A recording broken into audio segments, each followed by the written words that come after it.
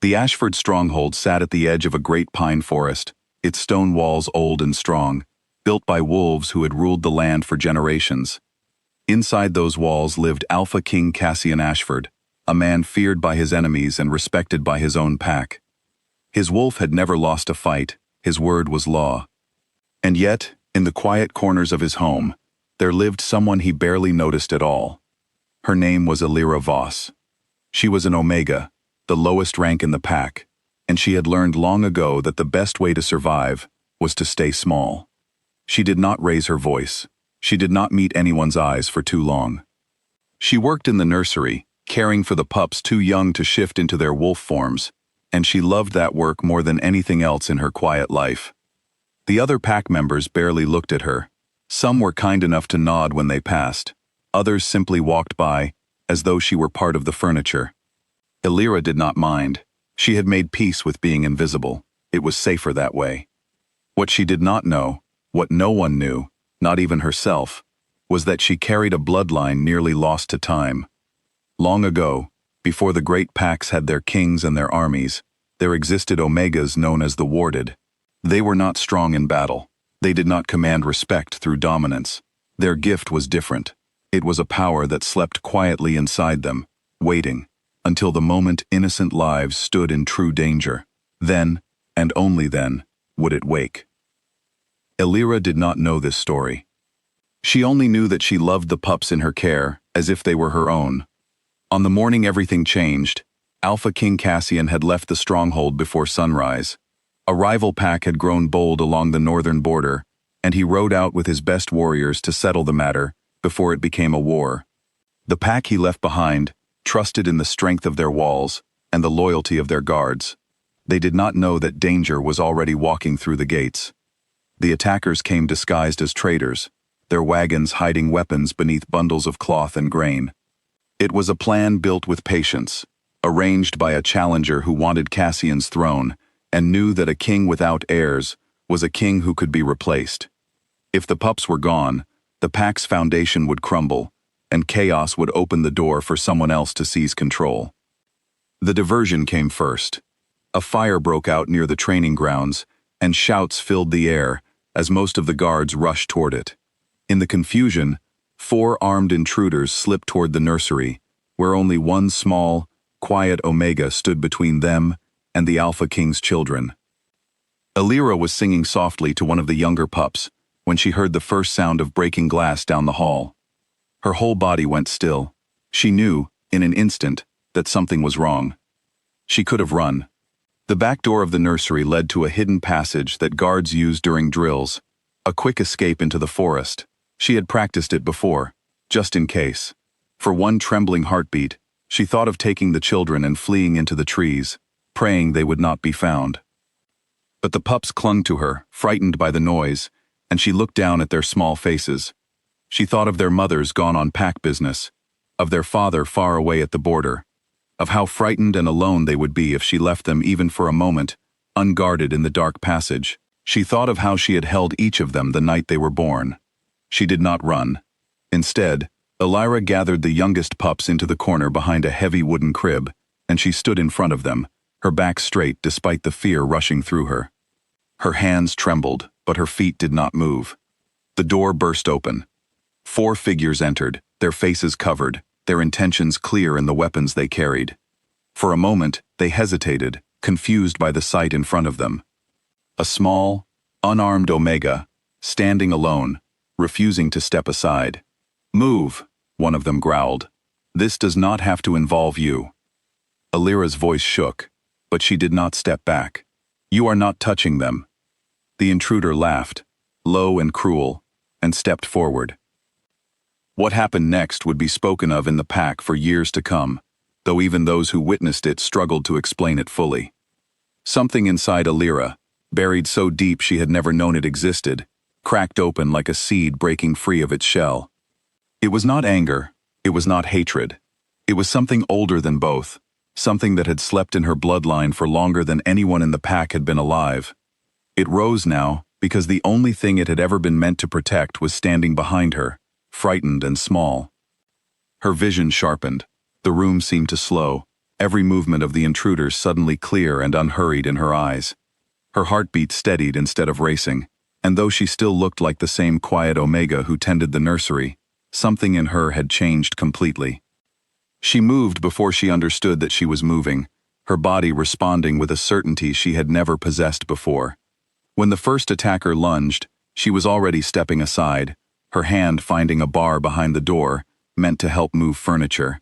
She struck first not to kill, but to protect, driven only by the desperate need to keep the pups behind her safe.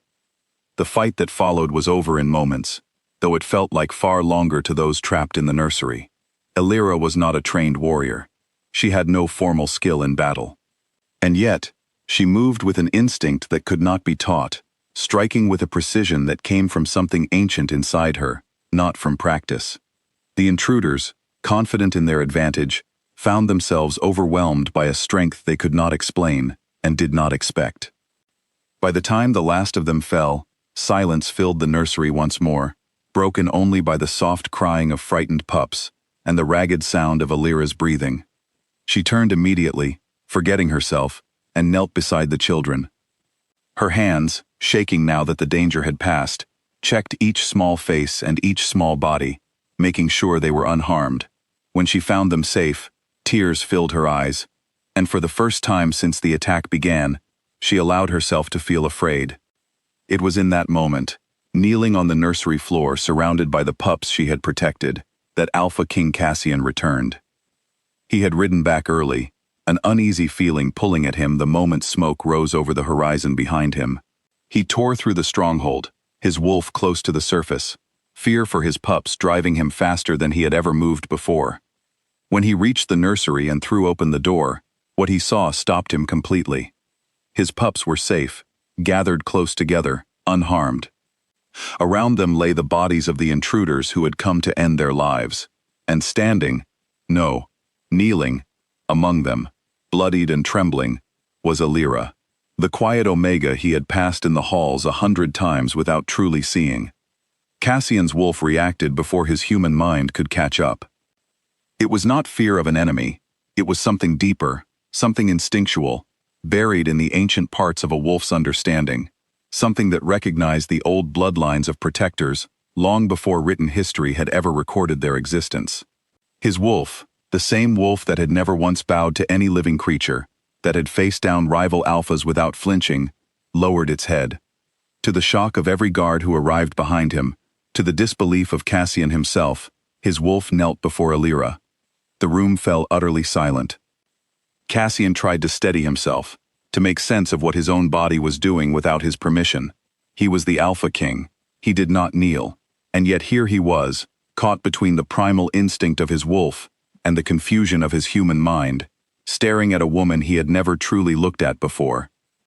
Elira, still trembling, still holding one of the pups close to her chest, stared back at him in equal confusion. She did not understand what was happening any more than he did. The power that had surged through her only minutes ago was already fading, leaving her feeling emptied and unsteady, as though she had run further and faster than her body could bear. "What are you?" Cassian finally managed to ask, his voice quieter than anyone had ever heard it. "I don't know," Elira whispered honestly. "I only knew I couldn't let them hurt the pups." In the days that followed, the pack could speak of nothing else. Word spread quickly of the quiet Omega who had single-handedly defended the Alpha King's children, and of the Alpha King's own wolf, bowing before her in a way no one had ever witnessed. Some pack members looked at her now with awe, others eyed her with a wariness they had never shown before, unsettled by a power they did not understand. Cassian, for his part, could not stop thinking about what he had seen. He sought out the pack's oldest healer, a woman who had lived through more winters than anyone could count, and asked her if she had ever heard of anything like it. The healer's eyes had widened at his description. She spoke slowly, carefully, as though pulling the words from a memory long buried. She told him of the Warded, an old and nearly forgotten bloodline of Omegas, who did not seek power or rank, but who carried within them a protective instinct, so deep it could awaken even generations of dormant strength when innocent lives were threatened. She told him that in the oldest stories, The warded were said to be bound by fate to those they were destined to protect, their lives entwined long before either of them understood why.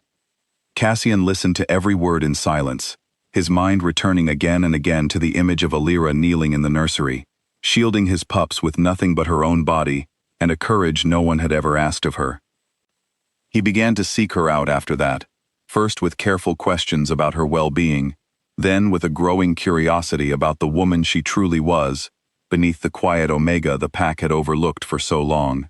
He found to his own surprise that she was thoughtful and gentle, and far stronger than her rank had ever suggested. He found himself wanting to know more. For Alira, everything had changed as well.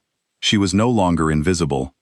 Pack members who once walked past her without a glance now greeted her with respect, some with open admiration, a few with quiet unease.